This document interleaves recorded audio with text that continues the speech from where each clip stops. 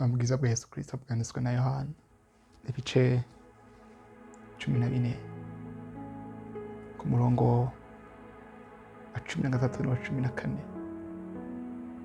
Ijambo ry'Imana riravuga ngo kandi ico muzosaba cose mu izina ryanje nzogikora kugira ngo se ashimagizwe mu mwana. Mwagira ico musaba mu izina ryanje nzogikora.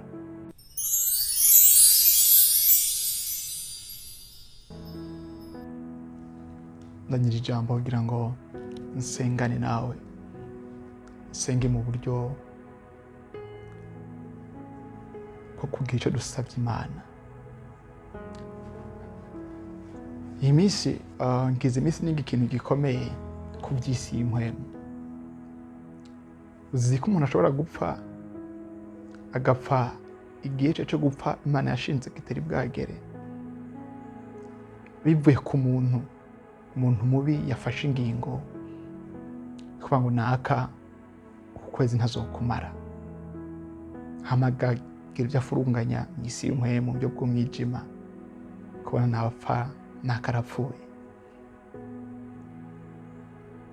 Ivyo birababaje kandi biteye agahinda. Ikindi uzi ko umuntu ashobora kuburanirwa financièrement bitavuye ku Mana, byavuye ku muntu. Umuntu yicaye hasi avuga ngo naka ntazopfa arenze ngaha, agashingira akarimba umuntu akavuga ngo ntazopfa arenganyira urubibi, akaguma wanashima amonitoringa akurikira intambuko zawe buri gigize ngo araduze, agacagira ibyo afyorogota, agaca usubira hasi, ukama wisanga muri ya situation nyene, ukaba muri iyo situation bitavuye ku Mana kandi urakijijwe kumbure, canke uri umuntu ukora ariko bikanka kabisa, ukama wisanga muri ya situation yayindi nyene. Hatati ikibazo c'ingwara, haza uwundi umuntu agize ikibazo, amahera nakugumako, amahera aguma agenda, wamukiraniwe kandi winjiza amahera menshi. Ntubona iyo amahera aca, igihe cyose uganije amahera haza ibiyakenera, nta gihe na kimwe ubaho udafise uruhagarara rw'amabezwe. Ivyo igihe tubifata umenga ni no c'est normal, ni ubuzima buri normale, ariko naje gutabara rino banga iko mw'isi tubayemwo nta gipfa kuba. Isi tubayemwo ikontorwa n'ububasha bw'impwemu, ikontorwa n'isi y'impwemu. Isi iboneka ikontorwa n'isi y'impwemu. Shatse kuvuga iki? Ibitubako biva ahantu habiri, ku Mana canke mu bwami bwa Satani. Imana ntiri contre yacu, ahubwo iri pour no, iratugwanirira, itwipfuriza ivyiza, yipfuza kubona tunezera. Ijambo ry'Imana muri Jeremie 29 verset 11 riravuga ngo, Yeremia 29:11 riravuga ngo kuko nzi les projets fise kuri mwebwe. Ibirayi Kirundi irakoresha ivyumvira ko nasonye ndi ibirayi Gifaransa parole vivante bango projet, ko nzi des projets fise kuri mwebwe. Imana rero projet ifise projet nziza kuri twebwe, projet zo kubona duteye imbere, zo kubona tuko turaprospera mu buzima bw'impwemu, mu buzima bw'umubiri, mu buzima bw'amarangamutima, turi mu miryango iryohewe, dukora bigacamwo. Ariko kandi hari isi y'impwemu yopoza volonté y'Imana, yopoza iyo volonté y'Imana, yopoza iyo plan y'Imana ku buzima bwacu. Ariho kenshi twisanga turiko tubaho ubuzima bubi. Nagira nkure muri zone de confort, wewe wavyakiriye ukabifata n'ibintu bisanzwe. Mon frère, ma sœur, iyi si tubako turashobora kubibamo ubuzima bubi Imana ataruhari ibifisemo. Muri Afrika mwamuvuga ngo abarozi, abarozi barabaho, abarozi barabaho, biri reyere, byo kurogwa biri reyere. Kubera ko muri Afrika ni kubera culture yacu, izi tradition ziri muri Afrika zishingiye kuri culture yacu. Tradition en fait twavuye ahantu cyane, tuva mu miryango y'abandwa, tubandukanye n'abantu bafise ibyo bagikorera ko vy'amarozi. Mwiko gitera umuntu mu kuroga ni shari, ishari. Kandi uburozi si umuntu buherana generation, umuntu aravyerita, umuntu biva bigira umuvyeyi, mu vyaka bisigira umwana akabiza bisigira umuzu, gutyo generation en generation. Rero waguma ngo nivyo muri Afrika uburozi burabaho. Ushana guteba kurongora ace kurongorwa atari Imana bishatse. Jesus, fasha abantu gutabara ibintu umwana. Ushaka guteba kurongorwa atari ko basore beza babuze, atari ko basore batagukunda, atari ko abigeme batagukunda, ariko hari umuntu yicaye ahantu kandi akavuga ngo naka ntazopfa arongoye, agatongera amajambo ku bintu vyiwe kandi kabukunyene kabisa. Buri gihe birabishaka gucamwo hasi, buri gihe bishaka gucamwo hasi, wama wisanga muri ni SENGANA yirepeta. Kwereka ndiko ndavuga ibi, ndiko mvugigana gukure muri zone de confort. Rege dusenga Imana, Mana dukorera ibi, Imana ikatwihweza kubera ko mwisi imwe hakora ni itegeko, muri si imwe ufiswe ibintu bitonze. Bisaka umuntu agenda akagwana, akaderivra, akabohoza.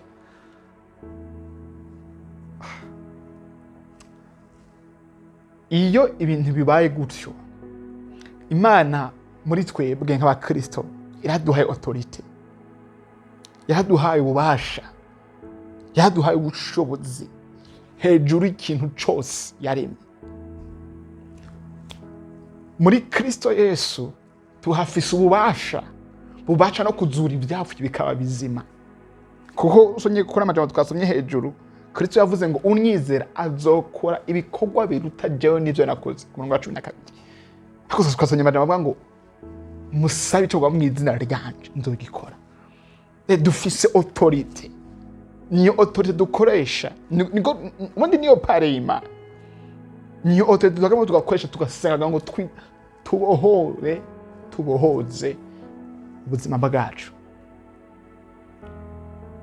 Mes chers amis, uburozi bubaho, n'en doute pas, nous no kwikekeranya, uburozi bubaho. Nje ngukure muri zone de confort, dusenge Imana. Mbona ni gitangaza kuba derivre muri ubwo buryo, ni gitangaza kidasanzwe. Kusha gusenga ukiyiriza ugasaba Imana ikaronka ivyo mu abantu bakabizibira kabisa, kugeza igihe uhishuriwe ko ukeneye gusenga, ubohoza ivyawe, ubohoza akazi, nimba arakazi imisoro ye, nimba ari mariage, nimba ari uruvyaro, nimba ari kiki, kugeza igihe ubaye uronse iyo révélation ugasenga kugira ngo ubohoze. Iyo munsi nzanye no révélation plutôt, nsengane nawe nkubwire ngo ubuzima uri kurabamwo, cyangwa ushaka ko uzuwundi akarabubamwo, bumeze guse kuma yizunguruka ayifata ni ibintu normal. Plan y'Imana ku buzima bwacu ni kubona turi prospère. Iyo turiko turaca mu mageragezwa, Imana ifise mu ruhara, Imana atubasha bw'umwiza buriyo. Muri amagezo turaronkera indemesho y'Imana, Imana iraza akatubwira nzobana na Imana hari ibimenyetso bitwereka ko Imana iri kumwe natwe. Iyo ni inyigisho kindi gihe, ariko umunsi nje kukwigisha ngo si byose tubamwo bibi, ariko mbebwe Imana. Mes chers amis, Imana ifise plan nziza, ifise projet nziza ku buzima bwacu. Nje kugira ngo dusenge, nje kugira ngo ndagure umutwaro, ntibe iby'umanya gusa, bibe isengesho rya buri munsi. Umenye ngo sindi jenyene, umenye ngo hari ikintu, hari umuntu, hari hari ububasha bungwanya, hari abademoni bangwanya, hari abarozi bangwanya, hari systeme y'isi, hari systeme y'igihugu mbayemwo, hari systeme ikorera mu karere mbayemwo. Bisa kugira iyo revelation, hagiza kugira iyo revelation, ukamenya systeme uri mu kirere urimo, mu gihugu urimo, hari systeme iri kirakorera yo y'impuhemu mbi, hari systeme iri kirakorera yo mu peu importe aho uri, hari systeme iri kirakorera. Bisa kugira amaso y'impuhemu, ugasenga contre ikintu cyose cyozibira projet Imana ifise ku buzima bwawe. Ngiye gusengana nawe rero, umaze gutahura ko hariho intambara, ngiye gusengana nawe. Ariko ndi nakubwiye ngo ntibisanzwe ry'uno mwanya, ko n'umwanya tugiye gufata iminota 2, umunota umwe, ni kwa kuraje gusa ndagufasha kuzana ibintu bituma wosenga. Imana indonge umutima kugira ngo bitume wosenga. Ariko nugira ngo ubuze kubandanya usenga. Meshaza mitira bakristo twarakuze tweshafye mwisi y'impuhemu, mwisi y'umwiza. Satani ahora ntari inyuma dufite ishadi ryinshi. Iyo abonye opportunity, yabonye umuntu acamwe hoho biba danger gusumba. Yo kudushira hasi, yo kutubona ko turasafari nka tuko turababara. Kuko aratewe ishavu natwe. Tuzoruka tugeze he iwacu mwijoro. Tugiye gusenga. Data mu izina rya Kristo Yesu, ndasengeye mwene data yumvise aya majambo. Ijambo ryavuze ngo nitwagisha dusaba mu izina rya Yesu Kristo uzokikora. Ndasabiye ubwenge, ndasabiye guhishurirwa aya majambo y'amabanga umuntu wese akumviza ikiganiro mu izina rya Kristo Yesu. Kandi ndasenze mwami, nsengera inyota yo gusenga, inyota yo gusenga muri umuntu akumviza ikiganiro, ntabifate kome ibintu biri normal, ahubwo yumve ko hariho intambara arimo. Ndasenze, ndakanguye uyu mutima bari bariyakiriye mu byo wari kuracamwo, ndakanguye mu izina rya Yesu Kristo, mu izina rya Yesu Kristo, mu izina rya Yesu Kristo.